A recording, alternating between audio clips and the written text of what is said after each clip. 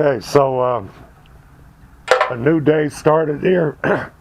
I pressure washed the frame yesterday and got to looking around, and I kind of made a mistake here. I was looking at the wrong holes for these speed clips or frame nuts, whatever you want to call them. I'm only missing one.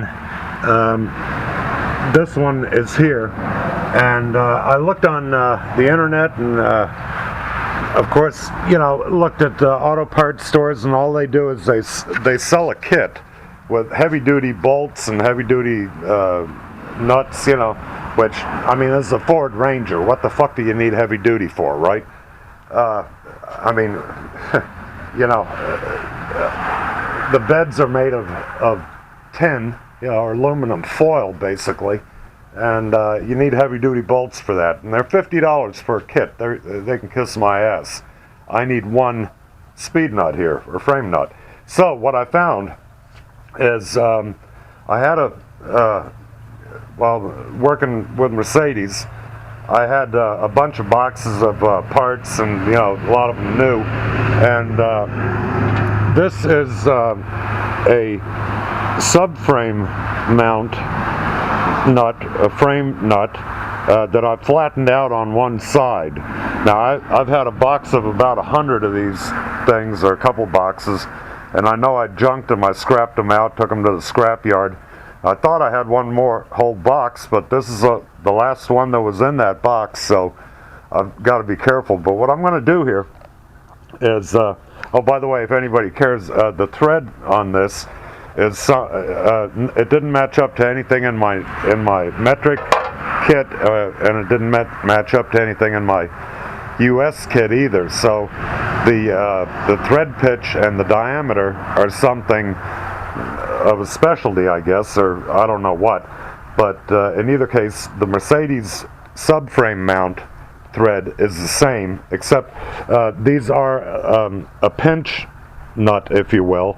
So you got to kind of oil it up and run the bolt through it to make it easier to go in, or it'll be very, very tight, to hold the bolt in.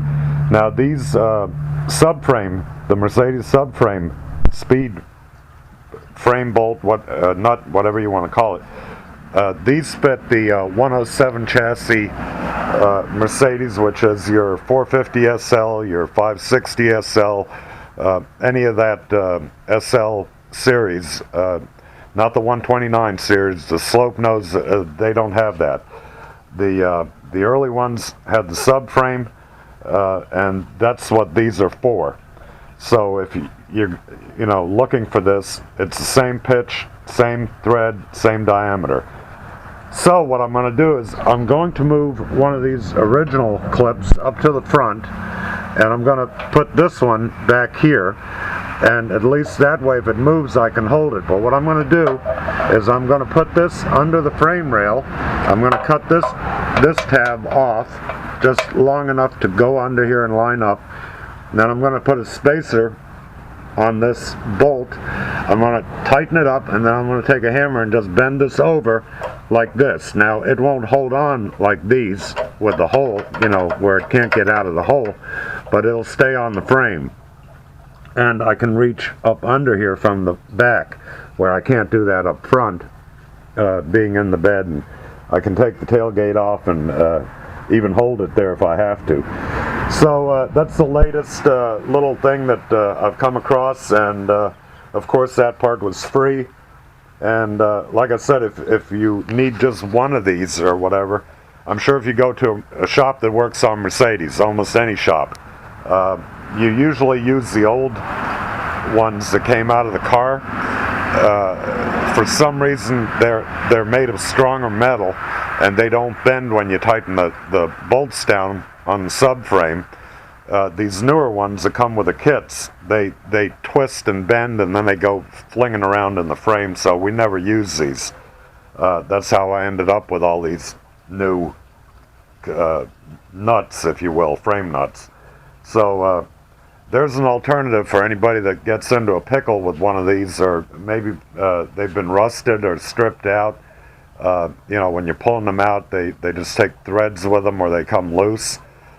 So run to a bend shop. I'm sure, Jesus Christ, I would have, given you a handful back in the day.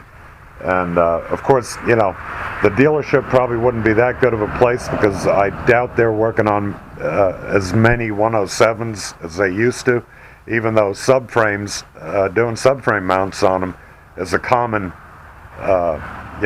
job. So, but I doubt people with that old of a car are going to be taking it to the dealership. So you'd probably be better off going to, to a shop, an aftermarket shop that works on foreign cars, specializes in Mercedes.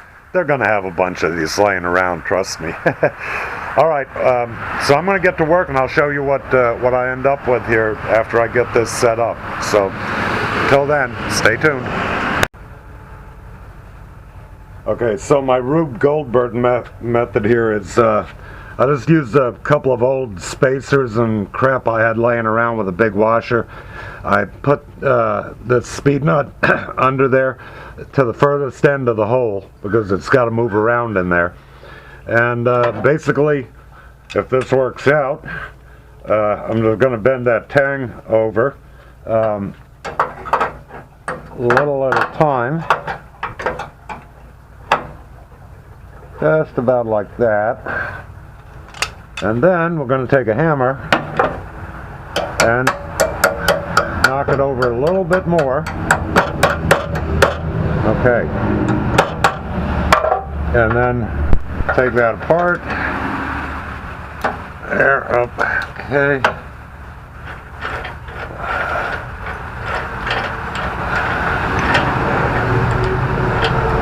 All you're trying to do is get it to hold on while you're doing this to get an approximate angle. See how big the hole is? So you want it in there. And then that way this has time to move around. And all we want to do now is just clamp this together a little bit tighter so when it fits on the frame, see? Nice and tight. There. That's not going anywhere. And that'll work just fine. So there it is. Where there's a will, there's a way. And simple enough. Like I said, I cut the one end so it doesn't contact the frame, and you can push it in all the way for the nut. And then these frame or bed bolts, they have a point on them. So what they do is they align. If you're off this much, then you go down, and this will move over to where it needs to be, so that you're not trying to cross thread it.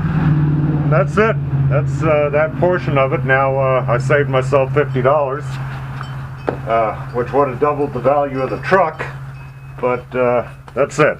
Alright, so now we're still waiting on parts. The frame is nice and clean.